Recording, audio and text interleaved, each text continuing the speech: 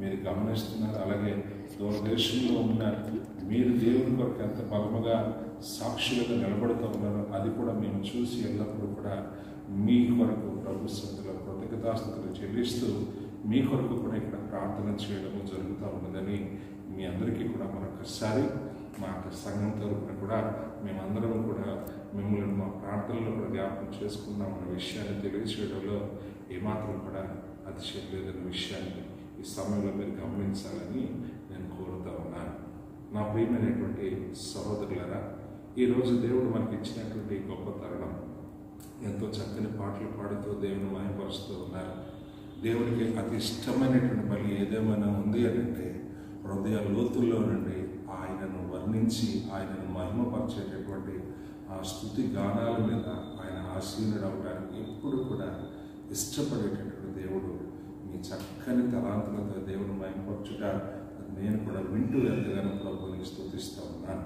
అయితే ఈ సమయంలో కొద్దిసేపు మిమ్మల్ని దేవుని వాక్యంలో బలపరచాలని ఆశపడుతూ ఈరోజు నేను ప్రార్థిస్తూ ఉండగా మరి దేవుడు ఇచ్చినటువంటి సందేశాన్ని మీ ముందు ఉంచాలని నేను కోరుతూ ఉన్నాను. ప్రస్తుత పరిస్థితుల్లో ఫేస్బుక్లో చూస్తూ ఉన్నప్పుడు ఒక లేడీ జర్నలిస్టు ఒక మాట అంటున్నాను నేను విన్నాను. ఈరోజు మన భారతదేశాన్ని మోసపరుస్తుంది ఏదైనా ఉంది అని అంటే, లేకపోతే భయపడుతుంది అని ఏదైనా ఉంది అంటే అది కరోనా వైరస్లు కాదు, లేకపోతే ఆర్థిక మాంద్యాలు కాదు, లేకపోతే ఏ విధమైనటువంటి మరి ఉద్యోగాలు లేకపోవడం కాదు, ఇవన్నీ కాదు. మనను భ్రమపెడుతుంది, మోసపరుస్తుంది. మా ప్రపంచాన్ని భయపడుతున్నటువంటి పరిస్థితి ఏమిట్రా అని అంటే తప్పుడు వార్తలు, మోసపుచ్చేటటువంటి వార్తలు, జనాలను మోసగించేటటువంటి లేని వార్తలు, ఇవే మనిషిని లేకపోతే మన దేశాన్ని భయపెడుతున్నాయి. మన దేశాన్ని భయపెట్టేది ఏ మిసైల్లో కాదు, లేకపోతే ఏ కరోనా వైరస్ కాదు, కానీ తప్పుడు సమాచారం అనగా మోసపుచ్చటం అనేది మన దేశాన్ని బహు భయంకరంగా భయపెడుతున్నటువంటి అంతర్గత విషయం అనే విషయాన్ని లేడీ జర్నలిస్ట్ చెప్తూ ఉన్నప్పుడు నేను చాలా ఆశ్చర్యపోతూ ఉన్నాను. నిజమే నా ప్రియమైనటువంటి సహోదరులారా, ఈరోజు మనల్ని మోసపుచ్చడమే దేశంలో ఉన్నటువంటి నాయకుల యొక్క పనిగా మరి కొనసాగుతుందన్న విషయాన్ని కూడా ఈ సమయంలో జ్ఞాపకం చేసుకుంటూ దేవుడు నాకు ఇచ్చినటువంటి ఆ తలపును దేవుని వాక్యంలోంచే మీకు చూపించాలని నేను ఆశపడుతూ ఉన్నాను. ప్రస్తుతము మన యొక్క జీవితాలను కాదు, ప్రస్తుతము క్రైస్తవ సమాజంలో క్రీస్తు శరీరం అనే సంఘము కూడా భయంకరమైనటువంటి దాడికి గురవుతున్నటువంటి దినాలని మనం చూస్తూ ఉన్నాం. సువార్తకు వెళితే పడుతున్నారనే విషయం కాదు, సంఘంలో ఆరాధన జరిగితే వచ్చి జై శ్రీరామ్ అంటూ నినాదాలు చేస్తూ పాస్టర్ మీద కూడా పులిపెట్టు మీదకి వచ్చి పడుతున్న విషయాలు గొప్ప కాదు. కానీ ఈరోజు క్రీస్తు శరీరం అనే సంఘం మీద జరుగుతున్నటువంటి దాడి ఏమిటో అనేది ఒకసారి మీరు గమనించినట్లయితే మత్తయి సువార్త మరి 24వ అధ్యాయము 4వ వచనాన్ని ఈసారి మీరందరూ కూడా తెరిచి పట్టుకోవాలని నేను ఆశపడుతూ ఉన్నాను. మత్తయి సువార్త 24వ అధ్యాయంలో ఉన్నటువంటి ఆ 4వ వచనంలో ఉన్నటువంటి మాటను మనం ఒకసారి చూసినట్లయితే అక్కడ దేవుని యొక్క వాక్యము మనతో ఏం మాట్లాడుతుందో ఒకసారి మనం చూసుకుందాం. యేసు వారితో ఇట్లనెను, ఎవడను మిమ్మల్ని మోసపరచకుండా చూచుకొనుడి. అనేకులు నా పేరట వచ్చి నేనే క్రీస్తునని చెప్పి పలువురిని మోసపరచను. ఈరోజు క్రీస్తు శరీరం అనే సంఘం మీద జరుగుతున్నటువంటి దాడి ఏమిటో తెలుసా? లేఖనము ముందుగానే యేసు ప్రభువు ద్వారా బయలుపరచబడినటువంటి ఈ ప్రవచన సారాన్ని ఒక్కసారి మనం అర్థం చేసుకోవాలి. ఈరోజు మనను మోసపరిచేవారు అనేక మంది, నేనే క్రీస్తుని మోసపరిచేవారు అనేక మంది. ఇదే విషయాన్ని ఆయన శిష్యుల్లో ఒకరైనటువంటి మత్తయ్య గారే అవ్వచ్చు, లేకపోతే ఆయనతో అతి సన్నిహితంగా ఉండి ఆయన రొమ్మున ఆనుకుని ఉన్నటువంటి మరి యోహాను గారే అవ్వచ్చు, అంతేకాకుండా మరి పౌలు గారి యొక్క శిష్యులైనటువంటి లోకాన వైద్యుడు మరి 21వ అధ్యాయము 8వ వచనంలో కూడా తన సువార్త పత్రికలో కూడా ఈ విషయాన్ని జ్ఞాపకం చేస్తున్నాడు. ఎవరు కూడా మిమ్మల్ని మోసపరచకుండా చూసుకోండి, అనేకులు నా పేరట వచ్చి మిమ్మల్ని మోసపరుస్తారు. ఇదే విషయాన్ని కూడా మార్కు భక్తులు గారు కూడా అదే విషయాన్ని తన యొక్క సువార్త పత్రికలో మనందరికీ కూడా తెలియచేస్తూ ఉన్నారు. ఎందుకు ఈ సమయంలో ఈ విషయాన్ని మీకు జ్ఞాపకం చేస్తున్నానంటే, నేడు జరుగుతున్నటువంటి ఈ భయంకరమైన దాడి ఎవరో వచ్చి కర్రలతో కొడితే భయపడడం కాదు, కానీ మోసకరమైనటువంటి మాటలతో సంఘం మీద, అనగా క్రీస్తు శరీరం అనే సంఘం మీద జరుగుతున్న దాడిని ఈరోజు దైవజనులందరూ కూడా, క్రైస్తవ సమాజము గమనించాల్సినటువంటి పరిస్థితి ఆసన్నమైనదే అనే విషయాన్ని ఈ సమయంలో మీరందరూ కూడా గమనించాలని మరొకసారి నేను కోరుకుంటున్నాను. ఈ మోసం అనేది పరలోకంలో ప్రారంభించబడింది. 7 ప్రధాన దూతల్లో ఒకడైనటువంటి లూసిఫర్ అక్కడ ఉన్నటువంటి కొంతమంది దూతలను మోసపుచ్చి దేవుని మీద తిరుగుబాటు చేసేటట్టుగా చేశాడు. అక్కడ వారందరూ కూడా పరలోకం నుంచి కిందకి త్రోయబోయబడ్డారు. అంతేకాకుండా దేవుడు చేసినటువంటి ఏదైనా తోటలో దేవుడు ఎవరినైతే చక్కగా తన పోలికలో తన రూపంలో ఏర్పాటు చేసుకున్నాడో అటువంటి ఆదాము అవ్వలను కూడా అపవాది మోసపుచ్చు మాటలతో వారిని ఏదైనా తోట నుంచి బయటికి గెంటి వేయబడేటట్టు చేశాడు. అంతేకాకుండా ఇప్పుడు ఆయన సంఘం అనే, అనగా క్రీస్తు శరీరం అనే సంఘం అనే మన మీద కూడా దాడి చేస్తూ మనలో మనకి కూడా మోసకరమైనటువంటి మాటలను చెప్పి క్రీస్తు ప్రేమ ఇదే అన్నట్టుగా లోకమును దానిలో మిళితము చేసి తప్పుడు బోధలను మన యొక్క సంఘములో ప్రకటింప చేస్తూ ఈరోజు క్రీస్తు శరీరం అనే సంఘాన్ని కూడా మోసపుచ్చుతూ ఆఖరికి దేవుని రాజ్యాన్ని మోసపోయేటట్టుగా ప్రేరేపిస్తున్నటువంటి ఈ భయంకరమైన దినాల్ని మనం జాగ్రత్తగా గమనించవలసిన వారుగా ఉన్నామన్న విషయాన్ని ఈ సమయంలో మీరు అర్థం చేసుకోవాలని ప్రభు పేట నేను జ్ఞాపకం చేస్తూ ఉన్నాను. ఎందుకు మోసపోతూ ఉన్నాము, ఎందుకు మరి మోసపుచ్చేవారు ఎక్కువగా ఈ యొక్క సంఘంలోకి ప్రవేశిస్తున్నారన్న విషయాన్ని మీరు జాగ్రత్తగా జ్ఞాపకం చేసుకున్నట్లయితే, కొలస్సీలకు రాసినటువంటి పత్రిక 2వ అధ్యాయము 18వ వచనాన్ని ఒక్కసారి తీసుకొట్టుకుందాం. కొలస్సీలకు రాసినటువంటి పత్రిక 2వ అధ్యాయము 18వ వచనం ప్రకారము అక్కడ చెప్పబడుతున్నటువంటి మాట ఏమిటని మీరు ఒక్కసారి గమనించినట్లయితే, అక్కడ అంటాడు, అతి వినయాసక్తుడై దేవదూత ఆరాధన యందు ఇచ్చ కలిగి తాను చూచిన వాటిని గురించి గొప్పగా చెప్పుకొనుచు తన శరీర సంబంధమైన మనస్సు వలన ఊరక ఉప్పొంగుచు, ఇవన్నీ కూడా ఆ వ్యక్తి ప్రకటించుచున్నటువంటి, మోసపుచ్చుచున్నటువంటి ఆ వ్యక్తి యొక్క గుణలక్షణాలుగా అయితే, ఇతడు ఎవరిని త్యజించాడు అని అంటే అక్కడ చెప్పబడుతుంది, శిరస్సును హత్తుకొనని వాడెవడను. ఇక్కడ జాగ్రత్తగా మనం గమనించాలి. ఎవరు మనల్ని మోసపుచ్చేవారుగా ఉంటున్నారు, ఎవరు క్రీస్తు శరీరం అనే సంఘం మీద దాడి చేస్తున్నారంటే శిరస్సును హత్తుకొనని వారు. ఎవరు ఈ శిరస్సును హత్తుకొనని వారు అని అంటే జాగ్రత్తగా మనం గమనించినట్లయితే ఎఫెసీయులకు రాసిన పత్రిక 5వ అధ్యాయం 22వ వచనం నుంచి చెప్పబడుతుంది కదా, సంఘమునకు క్రీస్తే శిరస్సు అన్నారు. ఈ మాటను మనం జ్ఞాపకం చేసుకోవాలి. మోసపుచ్చేవారు ఎవరు అంటే సంఘమును మోసపుచ్చేవాడు ఎవరు అంటే సంఘమునకు శిరస్సున క్రీస్తుని హత్తుకొనటువంటి వాడు సంఘములోనే ఉంటూ సంఘమును మోసపుచ్చేవాడుగా ఉన్నాడనేటువంటి విషయాన్ని జ్ఞాపకం చేస్తూ, వీడు దేవుని చేత మనకు అనుగ్రహింపబడినటువంటి, ఆ కింద వచ్చి చెప్తున్నట్టు కదా, ఇటువంటి వారు మీ బహుమానమును అపహరింపనీయుడు. ఏమిటి దేవుడు మనకి ఇచ్చినట్టు బహుమానము? అపోస్తులైన పౌలు గారు అంటారు, ఇదిగో ఇప్పుడు నా కొరకు పరలోకంలో నీతి కిరీటము దాచబడి ఉన్నదని తిమోతి రాసిన మొదటి పత్రికలో ఆయన గురించి ఆయన చెప్పుకుంటున్నటువంటి సాక్ష్యాన్ని మనం జాగ్రత్తగా గమనించాలి. ఏంటంటే, మంచి పోరాటం పోరాడుతుంది, నా పరుగు విశ్వాసమును నేను కాపాడుకుంటుంది, నా పరుగును కడముట్టించింది, ఇదిగో నా కొరకు ఒక నీతి కిరీటము అక్కడ దాచబడింది. ఇది దేవుడు మనకి ఇస్తున్నటువంటి గొప్ప బహుమానం.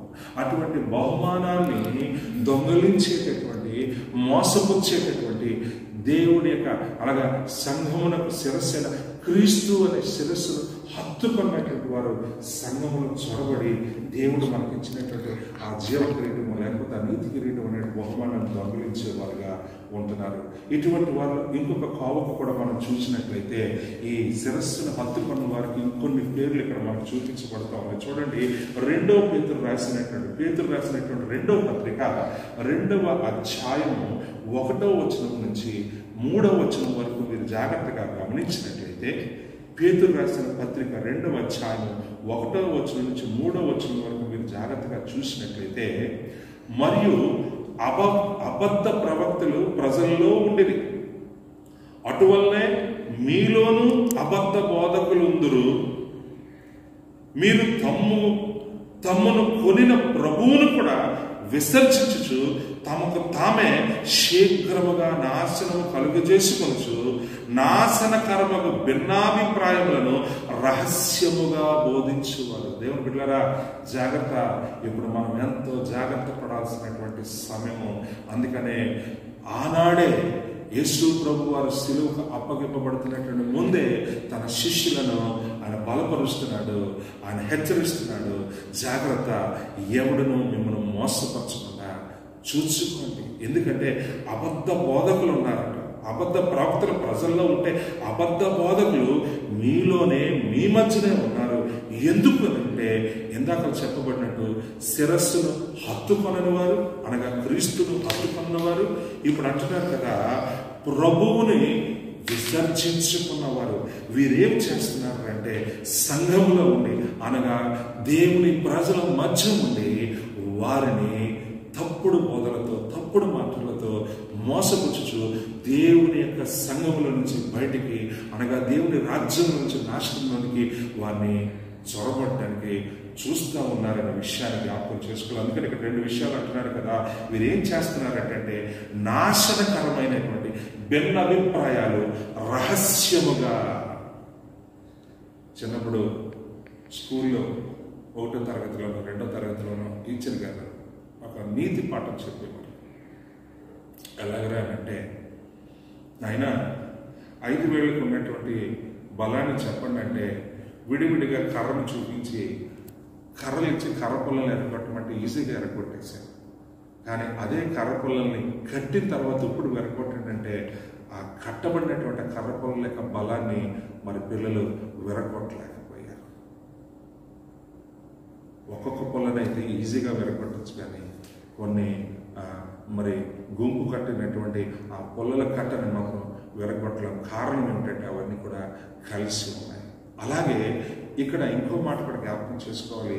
5 వేళ్ళు విడివిడిగా ఉన్నప్పుడు 5 వేళ్ళు కొంచెం బలహీనం అవ్వచ్చు, కానీ ఈ 5 వేళ్ళు బిగిస్తే ఈ పిడికిలలో ఉన్నటువంటి బలము దేనిని కూడా మరి ఏది కూడా అట్లేదు. కానీ ఈరోజు క్రైస్తవ సంఘం గురించి ఏమి ఈ యొక్క మత విద్రోహ శక్తులు లేకపోతే వ్యతిరేకించి వారు ఏం చేస్తున్నారు అంటే, సంఘాల మీద దాడికి వాళ్ళు ఎలాంటి పన్నాగం వేస్తున్నారంటే, వాళ్ళు చిన్న సంఘాలు, చిన్న పాస్టర్ గారు ముందు వారిని కొడితే మిగతా వారందరూ కూడా ఆటోమేటిక్గా భయపడి పారిపోతారు. ఇది ఈరోజు సంఘంలో లేకపోతే సమాజంలో క్రీస్తు సంఘ విరోధులు చేస్తున్నటువంటి కుట్రలు. ఏంటంటే చిన్న సంఘంలో ఉన్నటువంటి ఆ చిన్న పాస్టర్ గారిని ముందు మనం భయపెట్టి కొడితే ఆటోమేటిక్గా మిగతా వారందరూ కూడా సేవ విడిచిపెట్టి పారిపోతారు. అర్థమైందండి? ఈరోజు క్రీస్తు సంఘం మీద జరుగుతున్నటువంటి సమాజంలో జరుగుతున్న దాడి ఒక లెక్కైతే, క్రీస్తు సంఘములో ఉండి ప్రవక్తలు ఎంతమంది ఉన్నా అబద్ధ బోధకులట మనలోనే ఉండి మనల్ని మోసపుచ్చేటటువంటి ఎటువంటి విషయాలు అంటే నాశనకరమైన. అందుకనే పిడికిలు బిగిస్తే వాళ్ళకి భయం, కానీ విడగొట్టి వ్యక్తిగతంగా వారి మధ్యకు వెళ్ళి వారిలో ఒక విషపు బీజం, అనగా అపనమ్మిక అనేటటువంటి బీజాన్ని ఆనాడు ఎలాగైతే పరలోకంలో పడుకున్న దేవదూతలో నాటగలిగాడో లూసిఫరు, అలాగే ఏదైనా తోటలో ఉన్నటువంటి అవ్వములో నాటగలిగాడో, అలాగే ఈరోజు క్రీస్తు శరీరం అనే సంఘంలో కూడా విభజించి ఒంటరిగా ఒక్కొక్కల హృదయాల్లో ఆ విషపు బీజం, అపనమ్మిక అనే బీజాన్ని నాటడానికి వాళ్ళు చేస్తున్నటువంటి ప్రయత్నాలు అన్ని కావాలనేటువంటి విషయాన్ని మీరు జ్ఞాపకం చేసుకోవాలి. అంతేకాకుండా 2వ వచనము, అదే ఆ పేతురు రాసిన పత్రిక 2వ అధ్యాయంలో ఉన్నటువంటి ఆ 2వ వచనం అంటాడు కదా, అనేకులు వారి పోకిరి చేష్టలను అనుసరించి నడుతురు, వీరిని బట్టి సత్య మార్గము దూషింపబడుతుంది. ఈరోజు నా ప్రేమ దేవుడారా, మనలాంటి దైవ సేవకులకి ఎంతో భయంకరమైనటువంటి పరీక్ష. దేవుని మందిరంలోకి వచ్చేటటువంటి వారికి మీ ప్రవర్తనను జాగ్రత్తగా చూసుకోండి అని చెప్పడానికి కూడా ఎంతో వేదన చెందాల్సిన పరిస్థితి వస్తుంది. కొంతమంది దైవజనులతో చెప్పలేకపోతున్నారు. ఎందుకంటే వారు ఎక్కడ దేవుని మందిరానికి దూరం అయిపోతారో, ఎక్కడ సంఘం మానేసి ఇంకో సంఘానికి వెళ్ళిపోతారో. ఈరోజు చర్చిల్లో కూడా భయంకరమైనటువంటి, మరి ఒక రకంగా చెప్పాలంటే పక్కన ఉన్నవారు కూడా ఇబ్బంది పడేటటువంటి వస్త్రధారణ, యవనస్తుల్లో కూడా రకరకాలైనటువంటి విచిత్రమైనటువంటి వస్త్రధారణ చేసుకుంటూ తమను తామే మోసపుచ్చుకుంటూ, భక్తిలో ఉన్నామనుకుంటూ కూడా తమను తాము మోసపుచ్చుకుంటున్నటువంటి స్థితిలో ఉంటున్నటువంటి పరిస్థితులు దైవజనులుగా మనం ఎన్నోసార్లు మన మందిరాల్లో మనం ఎదుర్కొంటూ ఉన్నాము.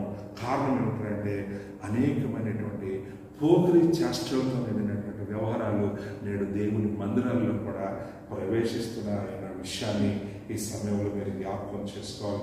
ఎందుకు ఈ మాట అంటున్నానంటే, పాత నిబంధనలను మనం జాగ్రత్తగా చూసినప్పుడు ఏలీ కుమారులు దేవుని మందిర పరిచర్యలో మనం చూస్తూ ఉన్నప్పుడు, దేవుని మందిర పరిచర్యలో బలిపీఠం దగ్గరికి మరి బలి అర్పించడానికి వచ్చినటువంటి స్త్రీలను ఏ రీతిగా పాడు చేసిన వారుగా ఉన్నారో, అలాగే మరి క్రీస్తుతో ఉండి కూడా ఆయన యొక్క పాత్రలో చేయవలసినటువంటి ఇస్కరియోతు యోధ కూడా యేసు క్రీస్తుని 30 వెండి నాణాలకి ఎలాగ అమ్మేయడానికి కూడా వెనకంజ వేయలేకపోయాడు.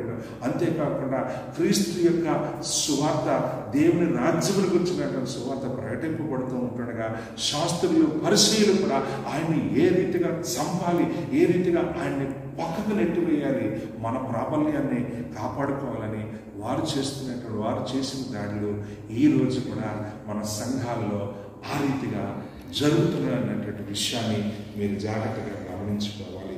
అందుకనే అపోస్తులైనటువంటి పౌలు గారు ఇటువంటి దొంగ ప్రవక్తల గురించి, ఇటువంటి దొంగ సేవకుల గురించి, ఇటువంటి మోసగించేటటువంటి వ్యక్తుల గురించి కొరింథీయులకు రాసినటువంటి పత్రిక, అనగా 2వ పత్రిక 11వ అధ్యాయంలో మీరు చూసినట్లయితే, కొరింథీయులకు రాసిన పత్రిక 2వ పత్రిక 11వ అధ్యాయము 13 నుంచి 15 వచనాలు, 13, 14, 15 వచనాలు నేను చదువుతూ ఉన్నాను. మీరు జాగ్రత్తగా గమనించాలని నేను కోరుతా ఉన్నాను. 11వ అధ్యాయము 13, 14, 15. ఎటువంటి వారట? ఏలయనగా అట్టివారు క్రీస్తు యొక్క అపోస్తుల వేషము ధరించుకున్నవారై ఉంది. జాగ్రత్తగా గమనించాలి. అబద్ధ ప్రవక్తలు ప్రజల్లో ఉన్నారు, అబద్ధ బోధకులు మీ మధ్యనే ఉన్నారు అని చెప్తూ వీరు ఎటువంటి వేషం వేసుకున్నారటండి? జాగ్రత్తగా మనం గమనించినట్లయితే వీరట క్రీస్తు యొక్క అపోస్తుల వేషమే ధరించేసుకున్నారట. చూడండి ఎంత మాట. రెండవది అంటున్నాడు కదా, వీరు ఏమంటున్నారంటే వారి గురించి, వారు దొంగ అపోస్తులు, అంతేకాకుండా మోసగాండ్రగు పనివారైనారు. 3 విషయాలు ఇక్కడ చెప్తున్నాడు. క్రీస్తు యొక్క అపోస్తుల వేషం అంట. అమ్మో, ఎంత తెగించిన వారుగా ఉంటున్నారు. జాగ్రత్తగా మనం గమనించుకోవాలి. ఈరోజు క్రీస్తు శరీరం అనే సంఘము ఎందుకు క్షేమాభివృద్ధి చెందట్లేదు? ఎందుకు మరి సంఘములో మారు మనసుకు తగిన ఫలాలు ఫలించలేకపోతున్నారు? ఎందుకు ఆత్మల సంపాదన కొరువైపోతుంది? ఎందుకు ఈ రీతిగా సంఘం బలహీనపరచబడుతూ ఉంది అని అంటే, ఈ అపోస్తుల్లోనే, ఈ ప్రవక్తల్లోనే, ఈ బోధకుల్లోనే మారు వేషం వేసుకున్న వారు ఎక్కువ మంది అయిపోయారు. అందుకని అంటున్నాడు, వీరు క్రీస్తు యొక్క అపోస్తుల వేషం ధరించుకున్నవారు. రెండోది అంటాడు కదా, దొంగ అపోస్తులు. ఇక మూడోది అంటాడు, వీరు మోసగాండ్రైనటువంటి పనివారు. పనిలో ఏమాత్రం నిజాయితీ లేనివారు, మోసగాండ్రైన. ఇటువంటి వారిని మనం జాగ్రత్తగా గమనించుకోవాల్సిన వారంగా ఉండాలి అని దేవుని యొక్క లేఖనం బట్టి మరొకసారి మనము బలపరుచుకోవాలని నేను కోరుకుంటా ఉన్నాను.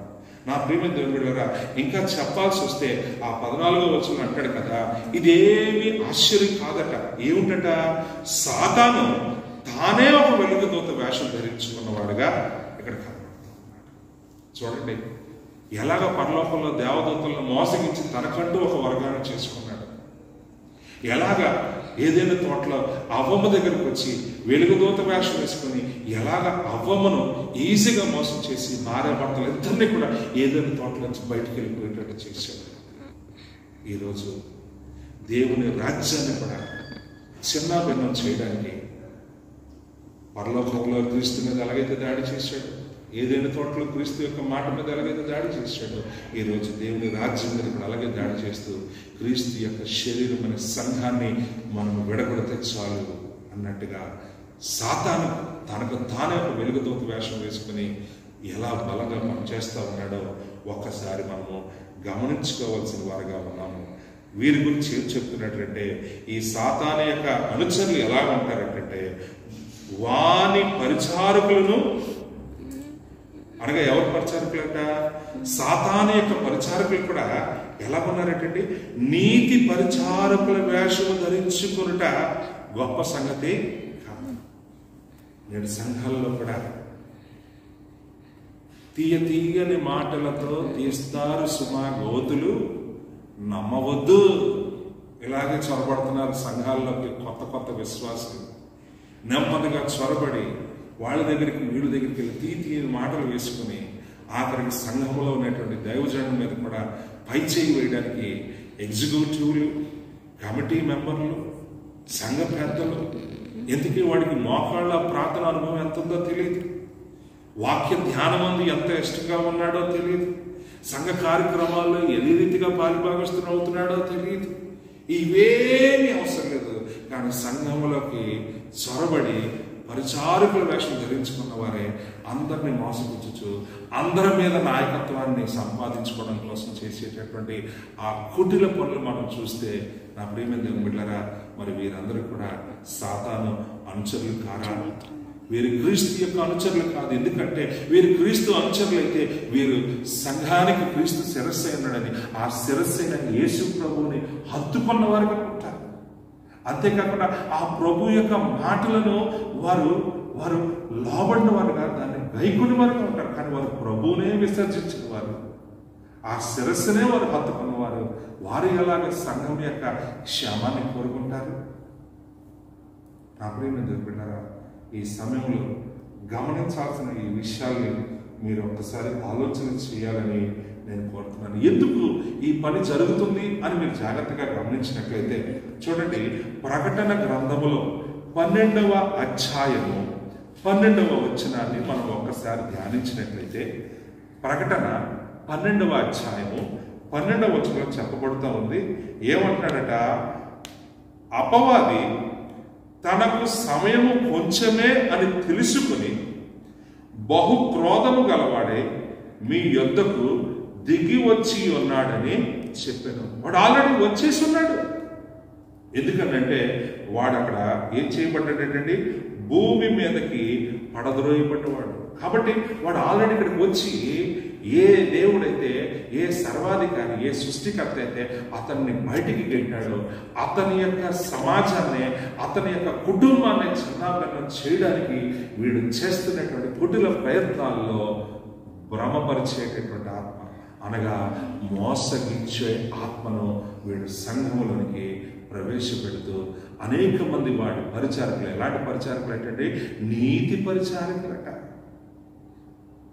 నీతి పరిచారకుల వేషాలు వేసుకున్నవారు, అబద్ధ బోధకులు, మోసగాండ్రు, క్రీస్తు యొక్క అపోస్తుల యొక్క దొంగ వేషం వేసుకున్నవారు, దొంగ అపోస్తులని వీరి గురించి చెప్పబడుతుంది. ఎందుకంటే వీరందరూ కూడా ఏ సాతానైతే వెలుగుదూత వేషం వేసుకుని మన మధ్యకి వచ్చేసాడో వాడి యొక్క అనుచరులై ఉన్నారు. వీరి వల్ల మనం ఎంతో జాగ్రత్తగా ఉండాల్సిన విషయాన్ని మనం గమనించాలి. అందుకనే ఆ యొక్క పేతురు గారు తన యొక్క పత్రికలో కూడా మొదటి పేతురు అనగా పేతురు రాసిన పత్రిక ఆ మొదటి అధ్యాయంలో కూడా ఆయన తెలియచేస్తున్న ఈ మాటను మనం ఒకసారి గమనించినట్లయితే 5వ అధ్యాయము 3వ వచనాన్ని మీరు జాగ్రత్తగా గమనించినట్లయితే 8వ వచనాన్ని మీరు జాగ్రత్తగా గమనించినట్లయితే 5వ అధ్యాయం 8వ వచనంలో పేతురు రాసిన మొదటి పత్రిక ఆయన అంటాడు కదా, నిబ్బరమైన బుద్ధి గలవారే మెలకువగా ఉండి మీ విరోధి అయిన అపవాది గర్జించు సింహము వల్లే ఎవరిని మృంగుదునా అని వెదుకుచూ తిరుగుతూ ఉన్నాడు. జాగ్రత్త సుమా. ఈరోజు యేసు ప్రభు సెలవిచ్చిన ఈ మాటను మత్తయి గారు చెప్తున్నారు, మార్కు గారు చెప్తున్నారు, లోకా గారు చెప్తున్నారు, యోహాను గారు చెప్తున్నారు. ఆఖరికి ఆయనను దర్శనం ద్వారా చూసుకున్నటువంటి, వెలుగు ద్వారా చూసినటువంటి అపోస్తులైన పౌలు గారు కూడా సెలవిస్తున్నాడు, జాగ్రత్త, ఇలాంటి మోసపుచ్చేవారు అనేక మంది మన మధ్యలో ఉన్నారు, జాగ్రత్త అని మనకు తెలియజేస్తారు. కాబట్టి ఈరోజు ఇంకొక విషయాన్ని కూడా మనం జాగ్రత్తగా చూసుకున్నట్లయితే కొలస్సీలు రాసినటువంటి పత్రిక 2వ అధ్యాయం, కొలస్సీలు రాసినటువంటి పత్రిక 2వ అధ్యాయంలో ఈ యొక్క 8వ వచనాన్ని మీరు జాగ్రత్తగా చూసినట్లయితే ఇక్కడ ఇంకొకరు కనబడతా ఉన్నారు. ఏమిట్రా అని మనం జాగ్రత్తగా చూసినట్లయితే, ఆయనను అనుసరింపక మనుష్యుల పారంపర్యాచారమును అనగా ఈ లోక సంబంధమైన మూలపాఠములను అనుసరించి, ఇక్కడికి వస్తున్నాను ఒక పాయింట్. నా ప్రియమైనటువంటి సహోదరుల ఎంతో భారంతో నేను ఈ విషయాన్ని తెలియజేస్తాను. మా తాతగారు మిషనరీ సమయంలో ప్రభువుని అంగీకరించి దేవుని తెలుసుకోవాలి. వారు సమర్పణ, వారి కన్నీటి ప్రార్థన ఈరోజు నా తండ్రి గారు అయినటువంటి మరి రెవరెండ్ డాక్టర్ పి పాలరాజు గారు, ఆయనే ఈ పరిచర్యకు వ్యవస్థాపకులై ఉన్నారు. ఇందాకలే దైవజనులు మరి జానీ పాస్టర్ గారు మా గురించి చెప్పినటువంటి చక్కని మాటలు బట్టి నేను ఎంతగానో దేవుని మహిమపరుస్తూ ఉన్నాను. నన్ను మా నాన్నగారు సేవకు సమర్పించారండి. ఆయన మరి విశాఖ పోర్ట్ ట్రస్ట్లో మరి ఎంప్లాయీగా ఉంటూ దేవునికి దర్శనాన్ని పొందుకున్న వారే. మరి 97వ సంవత్సరంలో దేవుని సేవకు పరిపూర్ణంగా సమర్పించుకుని ఆయన ద్వారా ఈ యొక్క గాస్పల్ చర్చ్ మినిస్ట్రీస్ మరి ప్రారంభించబడి నేడు 5 సంఘాలుగా విస్తరించబడింది. ఇప్పుడు తెనాల్లో కూడా మరి దైవజనురాలైనటువంటి మరి రెవరెండ్ విశ్వశాంతి, నా భార్య సంతోష్ గారు, ఆమె గారు కూడా తెనాల్లో ఉన్నటువంటి ఒక చిన్న గ్రామం దగ్గర కూడా ఇప్పుడు మరి 6వ బ్రాంచ్ అక్కడ మేము ప్రారంభించాము. ఇంకా మందిరం పనులు ఇంకా కొద్దిగా పెండింగ్ ఉండిపోయినాయి, అది కూడా త్వరగా పూర్తయి ఆ గ్రామంలో కూడా సంఘం ఏర్పాటు ద్వారా ఇంకా దేవుని కొరకు బలమైన కార్యాలు చేయాలని ఆశపడుతూ ఉన్నాము. ఈ పరిచర్యకు నన్ను మరి నా తండ్రి గారు ఒక సంపూర్ణ కాల పరిపూర్ణమైనటువంటి మరి దైవ సేవకు నన్ను పరిపూర్ణమైనటువంటి సంపూర్ణ కాల సేవకుడిగా నన్ను ఆయన సేవకు ప్రతిష్ఠించారు. దేవుడు నన్ను దర్శనమిచ్చి మాట్లాడాడు.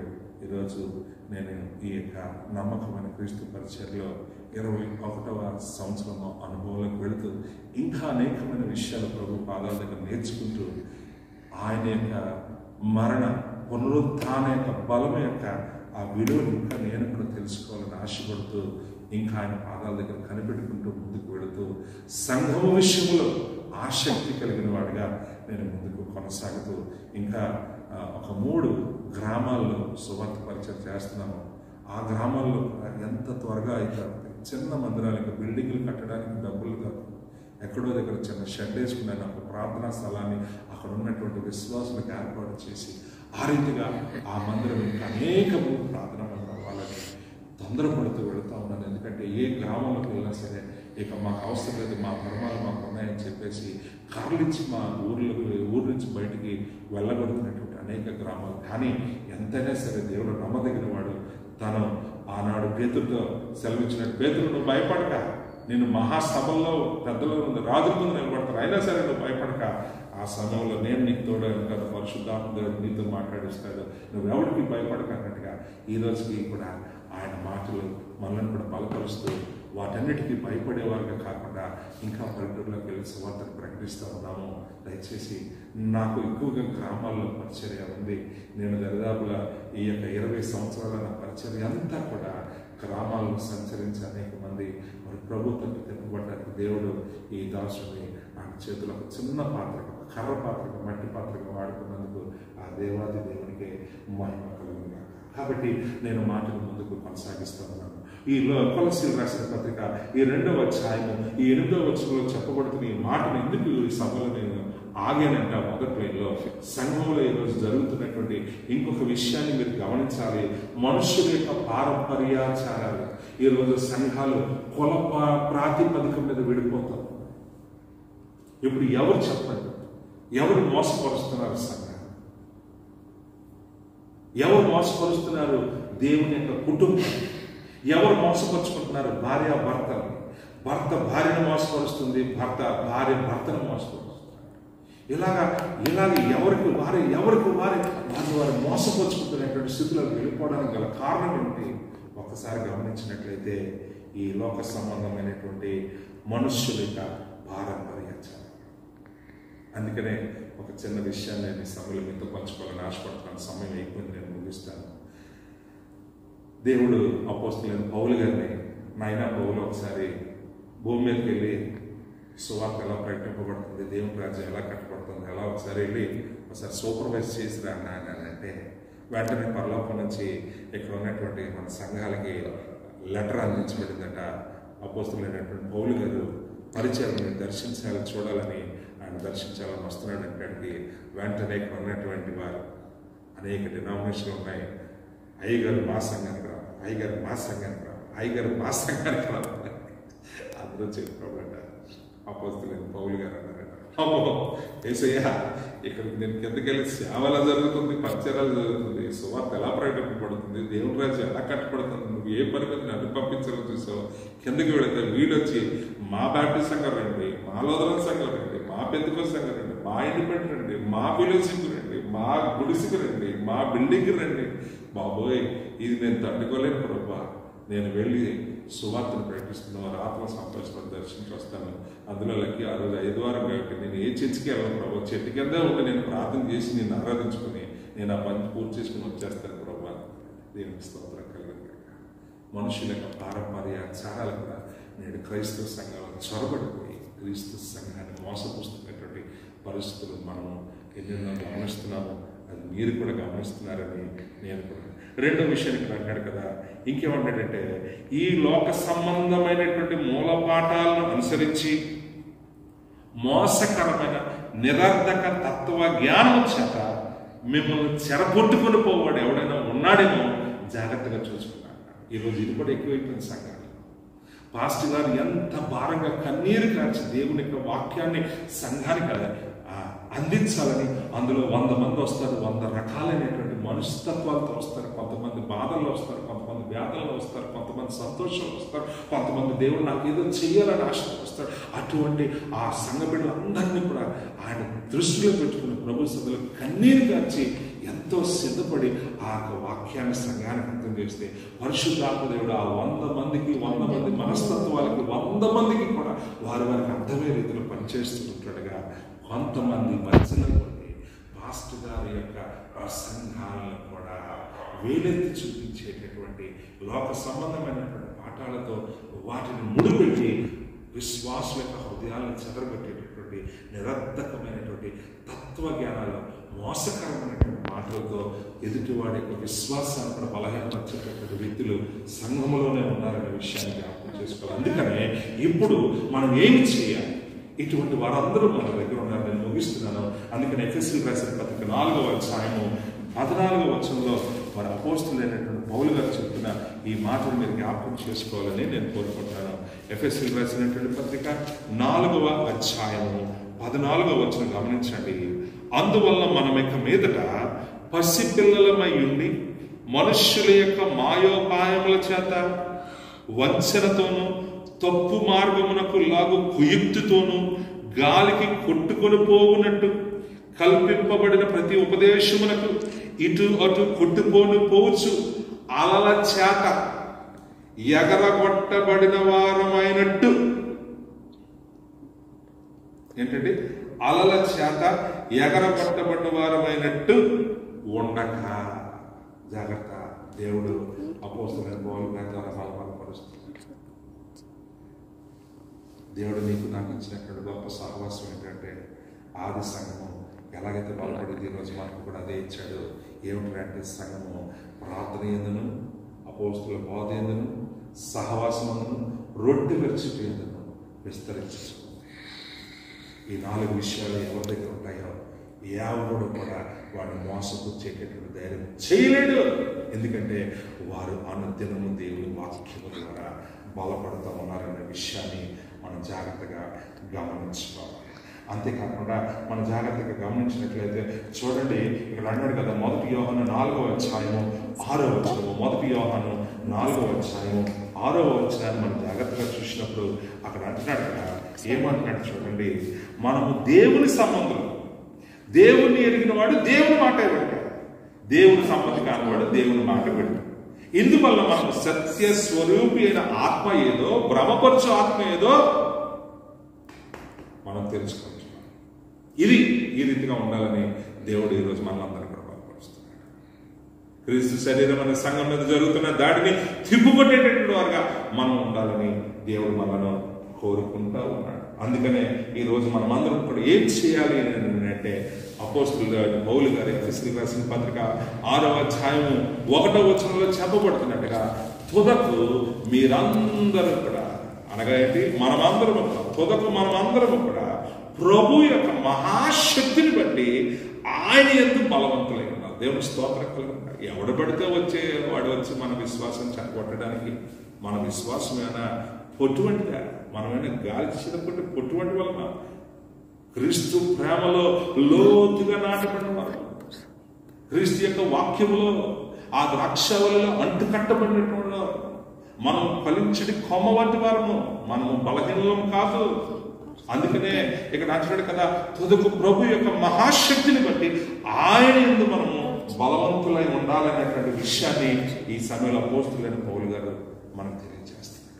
కాబట్టి ఎలాగైతే సాధ్యం అంటే, ప్రార్థన, దివారాత్రం దేవుని యొక్క వాక్యాన్ని ధ్యానిస్తూ, ఇదిగో దేవుడు మనకు అనుగ్రహించిన ఆదరణకర్త అయిన పరిశుద్ధాత్మ పూర్ణులుగా ఉండి, ఆ ఆత్మ మనకు అనుగ్రహించేటటువంటి ఆ సాక్ష్యాన్ని మనం బలంగా చేపడుతూ ఈరోజు ప్రభువులో మనము గొప్పగా ముందుకు సాగవలసిన వారుగా ఉన్నాము అన్న విషయాన్ని తెలియజేస్తూ, నా ప్రియమైనటువంటి దైవజనులారా, మీకు ఒకే ఒక మాట చెప్పి నేను ముగిస్తాను. మోషేతో దేవుడు మాట్లాడి అహరోనుకు ఒక మాట చెప్పాడు. ఈ మాట చదువుకుని మనం ముగించుకున్నాం. లేవీ కాండము 6వ అధ్యాయం, లేవీ కాండము 6వ అధ్యాయము చూడండి, 11వ వచనము, 12వ వచనము, 13వ వచనంలో ఆ మాటలు చెప్పి నేను ముగిస్తాను. ఈరోజు ఇటువంటి వారికి కూడా భయపడాల్సిన అవసరం లేదు. ఎందుకంటే నేను ఎప్పుడు కూడా ఒక నమ్ముతాను, నేను ఎవరి గురించి భయపడాల్సిన అవసరం లేదు. ప్రభు నన్ను పిలిచాడు, ప్రభు పిలుపులో నేను ఉన్నాను, నేను నమ్మకంగా పనిచేస్తున్నాను. నా గొర్రెల స్వరం వింటున్నాయి, నా గొర్రెల దొడ్లోంచి ఎవరు కూడా చూడండి ఏమంటాడు చూడండి, 10వ వచనము అంటూ 11వ వచనం, తమ వస్త్రములను తీసి వేరు వస్త్రం ధరించుకొని పాళెం వెలుపనున్న పవిత్ర స్థలం నాకు ఆ బూడిదను తీసుకుని పోవాలను, బలిపీఠం మీద ఉన్న అగ్ని మండుచుండవలను, అది ఆరిపోకూడదు. అంతేకాకుండా 13వ వచనం అంటాడు కదా, బలిపీఠం మీద ఉన్న అగ్ని నిత్యము మండుచుండవలను, అది ఆరిపోకూడదు. ఇది ఒక దైవజంటగా దేవుడు మనకిస్తున్నటువంటి నాయన జాగ్రత్త. ఇందులో ఒక చక్కని మెసేజ్ ఉంది, వీలైతే మీరు ధ్యానించండి, దేవుడు మీతో కూడా మాట్లాడతాడు. ఈరోజు యాజకుడుగా మన బాధ్యత ఒకటే, ఇలాంటి దాడులన్నీ కూడా జరుగుతున్నాయని దేవుడు ముందే చెప్పాడు. ఈరోజు దైవజనుడిగా మన సంఘాన్ని మనం బలపరచుకోవడం, కాపాడుకోవడం, దేవుడు మనల్ని ఆయన దూతగా నిలబెట్టుకున్నాడు. కాబట్టి ఈరోజు ఆయన బలిపెట్టం మీద అగ్ని నిత్యము మండుచుండవలను, అది ఆరిపోకూడదు. నా ప్రేమైనటువంటి దైవజనులారా, నా ప్రేమైన సోదరులారా, ఇందులో ఉన్నటువంటి ఆత్మీయ సత్యాన్ని ఒకసారి గమనించారు. నేను ముగిస్తూ ఉన్నాను. ప్రియమైన దేవుడు మిమ్మల్ని అందరినీ కూడా ఆ దూరదేశంలో ప్రభు సాక్షులుగా నిలబడుతున్నారు. ప్రభు సంఘంలో అననిత్యము కూడా ప్రార్థనతో ఉపవాస్తున్నారు. నీ ప్రార్థనలు పరలోకంలో చేర్చబడ్డాయి. కొన్నేళ్ళు నీ ప్రార్థనలు, నీ కార్యాలు పరలోకంలో జ్ఞాపకం చేసుకున్నాయి. దూరదేశంలో మీరు ప్రభు సాక్షులుగా అంత గొప్పగా జీవిస్తున్నారంటే మిమ్మల్ని అందరినీ బట్టి నేను ఎప్పుడు గర్విస్తూ ఉన్నాను. ప్రార్థన చేస్తాను. దేవుడి మాటలు దీవించగాక. పరిశుద్ధానికి వందనాలు. ఈ రాత్రి ఇటు సహవాసం మాకు దయచేసినందుకు వందనాలు నాయన. హోలీ గాస్పల్ మినిస్ట్రీస్ నాయన దావిడ్సన్ జానీ పాస్టర్ గారిని, స్టాఫ్ పాస్టర్ గారిని ఇదిగో నాయన ప్రేమతో ఆహ్వానించి ఈ రాత్రి